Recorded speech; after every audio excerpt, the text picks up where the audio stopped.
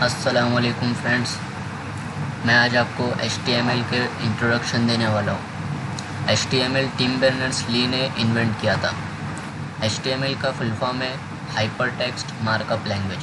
ये web pages बनाने के लिए इस्तेमाल किया जाता है। इसके ज़रिए हम वेब पेजेस बना सकते हैं, वेबसाइट डिज़ाइन कर सकते हैं। आज मैं आपको HTML के बारे में पूरी इन्फॉर्मेशन देने वाला हूँ, तो पूरी वीडियो देखिएगा और अच्छे से देखिएगा। सबसे पहले simple HTML documents. HTML documents क्या होता है दोस्तों?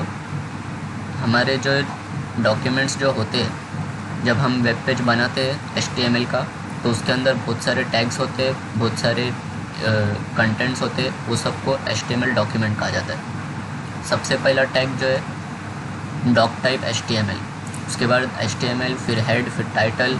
टाइटल के अंदर हम कुछ भी टाइटल दे सकते हैं। टाइटल वो होता है जो हमारे वेबसाइट के अंदर टाइटल बार में आता है, उसको टाइटल कहा जाता है। उसके बाद फिर हर टैग को जो है क्लोज भी किया जाता है। यहाँ पर हेड टैग स्टार्ट हुआ है तो हेड टैग क्लोज भी होगा। हेड टैग क्लोज करने के बाद फिर बॉडी टैग स्टार्ट हुआ है। बॉडी टैग के अंदर हमें वो टैग डालना पड़ता है जो हमें वेबसाइट के अंदर शो करना है। यहाँ पर H1 और P लिया गया। H1 हेडिंग के लिए इस्तेमाल करता है, हेडिंग के लिए इस्तेमाल करते हैं।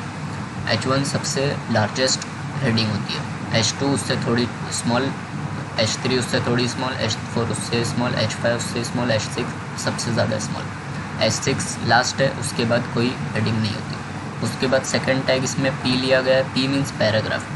पैराग्राफ में दोस्तों हम जब भी पैराग्राफ यहाँ पर लिखेंगे तो वेबसाइट में हमें एज अ पैराग्राफ बना करके वो खुद से शो करेगा। उसके बाद फिर यहाँ पर बॉडी टैग को स्टब स्टार्ट किया था, तो बॉडी टैग यहाँ पर क्लोज भी किया गया है। बॉडी टैग क्लोज करने के बाद फिर HTML टैग क्लोज किया गया। ये पूरे को हम HTML डॉक्यूमेंट कहेंगे दोस्तों। तो चलिए आगे बढ़ते हैं। Doctype declaration. Doctype HTML declaration क्या होता है दोस्तों? इससे हमें पता चलता है कि हमारा जो HTML वो HTML5 डॉक्यूमेंट है। फिर HTML टैग क्या करता है? HTML एलिमेंट भी बोल सकते हैं, HTML टैग भी बोल सकते हैं। वो हमें HTML का रूट देता है, root element of HTML page होता है वो। उसके बाद हेड एलिमेंट मेटा इन्फॉर्मेशन देता है हमारे HTML पेज का। मेटा इन्फॉर्मेशन मीन्स हमारे पेज का टाइटल क्या है, हमारे पेज का जो है स्टाइल क्या है। हेड के अंदर हम टाइटल, स्टाइल, CSS वगैरह सब कुछ कर सकते हैं दोस्तों, तो वो सब मेटा इन्फॉर्मेशन होता है। फिर आता है टाइटल, जो कि हेड के अंदर होता है दोस्तों। वो हमारे वेब ब्राउज़र के टैब पर होता है या फिर वेब ब्राउज़र के टाइटल बार में होता है, वह हमें शो करता है वहाँ पर वेब ब्राउज़र पे। तो दोस्तों हम वहाँ पर जैसे YouTube हम डालते हैं youtube.com, तो हमें उसके टैब पर YouTube लिखा हुआ दिखाई देता है। तो वो इसी वजह से दिखाई देता है क्योंकि वो टाइटल में YouTube डाला हुआ होगा, इसलिए YouTube दिखाई देता है। उसके बाद बॉडी हमें डिफ़ाइन करता है डॉक्यूमेंट हमारे वेब पेज का। हमने वेब पेज में क्या क्या डाला है शो करने के लिए हमारे वेब पेज को, जैसे paragraphs, headings, images, likes, links, tables, list, ये सब हम हमारे बॉडी के अंदर डाल सकते हैं और वेब पेजेस पर शो कर सकते हैं। उसके बाद H1 ये वेब पेज के जो है बॉडी के अंदर आएगा क्योंकि ये हेडिंग्स है, ये हेडिंग डिफ़ाइन करता है। H1 जो है सबसे लार्ज हेडिंग है। उसके बाद पैराग्राफ भी बॉडी के टैग के अंदर आएगा क्योंकि वो हमारा डॉक्यूमेंट है, कंटेंट है, इसके लिए वो बॉडी के अंदर आएगा। दोस्तों आगे बढ़ते हैं। HTML एलिमेंट क्या होता है? HTML एलिमेंट जो है हमें कंटेंट और जो है हमारा स्टार्ट टैग और एंड टैग के बीच में जो रहता है उसको एलिमेंट कहा जाता है। दोस्तों HTML एलिमेंट पूरे को मिला करके कहेंगे, जैसे स्टार्ट टैग, कंटेंट और एंड टैग, ये पूरा मिलके एक एलिमेंट बनता है, HTML एलिमेंट बनता है। Everything from the start tag to the end tag, ये पूरा HTML कहलाता है। जैसे एग्जांपल यहाँ पर H1 my first heading, then H1 close, ये पूरा एक एलिमेंट हो गया दोस्तों। उसके बाद पैराग्राफ का P, माय फर्स्ट पैराग्राफ, ये कंटेंट हो गया। उसके बाद ये एंड टैग /p, ये पूरा सेकंड एलिमेंट ऑफ HTML हो गया दोस्तों। यहाँ पर 2 एलिमेंट आपको एग्जांपल में दिए। चलिए आगे बढ़ते हैं दोस्तों। HTML के स्ट्रक्चर, पेज स्ट्रक्चर कैसा होता है दोस्तों। सबसे पहले जब हम HTML लिखना स्टार्ट करेंगे तो हमें सबसे पहले ज़रूरी होता है नोटपैड दोस्तों। नोटपैड ओपन कर लेंगे। नोटपैड ओपन करने के बाद हम डायरेक्टली टाइप करना शुरू करेंगे, ये वाला एरो, फिर उसके बाद HTML, फिर वो क्लोज, फिर उसके बाद हेड का टैग, ये पूरा एक टैग कहलाता है दोस्तों। तो इसके डायरेक्टली कहूँगा HTML टैग, फिर हेड टैग, फिर उसके बाद टाइटल टैग के अंदर आपको जो टाइटल देना है वो यहाँ पर डाल सकते हैं आप। फिर टाइटल टैग क्लोज, फिर हेड टैग क्लोज, फिर उसके बाद उसके अंदर HTML की टैग के अंदर बॉडी टैग आता है दोस्तों। बॉडी टैग के अंदर आप जो डालना चाहते हैं वो डाल सकते हैं। यहाँ पर H1 पैराग्राफ और सेकंड पैराग्राफ लिया गया है। तो यहाँ पर ये तीनों भी जो है पैराग्राफ और ये हेडिंग शो करेगा आपके वेब पेज पर। ये लिख लेने के बाद फिर बॉडी टैग क्लोज करेंगे, फिर HTML टैग क्लोज करेंगे। फिर उसके बाद दोस्तों आपके नोटपैड को Ctrl+S दबाएंगे तो आपका नोटपैड का जो पेज है वो सेव करने के लिए आपको पूछेगा कि कहाँ सेव करना है। आप उसकी लोकेशन सिलेक्ट कर लीजिए और फिर उसका नाम दे दीजिए। आपका नाम जो भी होगा वो दे दीजिए, या फिर मैं फॉर एग्ज़ाम्पल लेता हूँ ABC दे दीजिए। ABC के बाद डालने के बाद .html ज़रूर डालिए, क्योंकि वो HTML पेज बन जाएगा। अगर आप .html नहीं डालेंगे तो फिर वो एक सिंपल टेक्स्ट पेज बनेगा दोस्तों। HTML पेज बनाने के लिए उसका एक्सटेंशन .html ज़रूरी होता है दोस्तों। उसके बाद सेव करने के बाद फिर उसको लेफ़्ट क्लिक करके दोस्तों ओपन विद आपका ब्राउज़र जो होगा।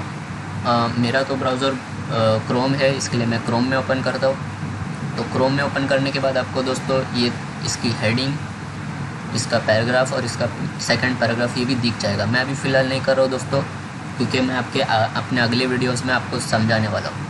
आप अभी करना चाहते तो कर सकते हैं। चलिए आगे बढ़ते हैं दोस्तों। ये जो है वेब पेज का विजुअलाइजेशन हो गया। चलिए आगे बढ़ते हैं।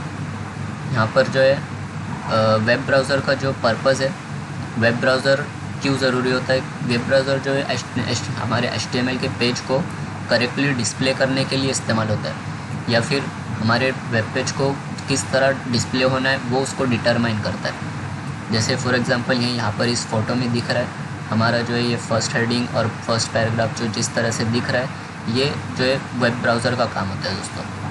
हमने वहाँ पर तो उसको दे दिया कि हमें जो है H1 के ज़रिए दिखाओ और फिर P से पैराग्राफ के ज़रिए दिखाओ, तो वो वहाँ पर लिखने के बाद फिर जो वेब ब्राउज़र का भी काम होता है कि वो उसे सही तरीके से दिखाए दोस्तों। चलिए आगे बढ़ते हैं। HTML की हिस्ट्री। HTML की दरअसल हिस्ट्री जो है पूरी शुरू से मैं आपको बताना चाहता हूँ। 1989 में टिम बर्नर्स-ली ने इन्वेंट किया था www दोस्तों। www क्या है? वर्ल्ड वाइड वेब है। वर्ल्ड वाइड वेब को हम दरअसल वेब भी कह सकते हैं। वेब जो है हाइपर टेक्स्ट होता है। वेब दरअसल एक हाइपर टेक्स्ट होता है। हाइपर टेक्स्ट के अंदर जो है कंटेंट और हाइपर लिंक इंक्लूडेड होता है। जब भी हम किसी भी हाइपर टेक्स्ट को क्लिक करते हैं तो वो एक दूसरे टेक्स्ट पर हमें पहुंचा देता है, इसे हाइपर टेक्स्ट कहते हैं। हाइपर टेक्स्ट ही वेब है और वेब ही वर्ल्ड वाइड वेब है दोस्तों। इंटरनेट एक बहुत ही अलग चीज़ है दोस्तों। वर्ल्ड वाइड वेब और इंटरनेट में कंफ्यूज मत हो जाना। चलिए आगे बढ़ते हैं। 1991 में जो है टिम बर्नर्स-ली ने HTML इन्वेंट किया, हाइपर टेक्स्ट मार्कअप लैंग्वेज दोस्तों। हाइपर टेक्स्ट जो है 1989 में ही जो है उसने कंसेप्ट ले आया था। फिर उसका 1991 में जो है हाइपर टेक्स्ट मार्कअप लैंग्वेज, मतलब हाइपर टेक्स्ट को जो है उसने इंटरनेट के ज़रिए जोड़ा। हाइपर टेक्स्ट इंटरनेट बेस्ड, उसे हाइपर टेक्स्ट मार्कअप लैंग्वेज के ज़रिए जो है लिखा जाता है। वो 1991 में उसने इन्वेंट किया दोस्तों। उसके बाद 1993 में डेव रेगेट ने HTML+ ड्राफ्ट किया। ड्राफ्ट करना मतलब उसने सिर्फ एक कॉन्सेप्ट दिया दोस्तों। फिर उसके बाद 1995 में HTML वर्किंग ग्रुप ने HTML 2.0 जो है निकाला।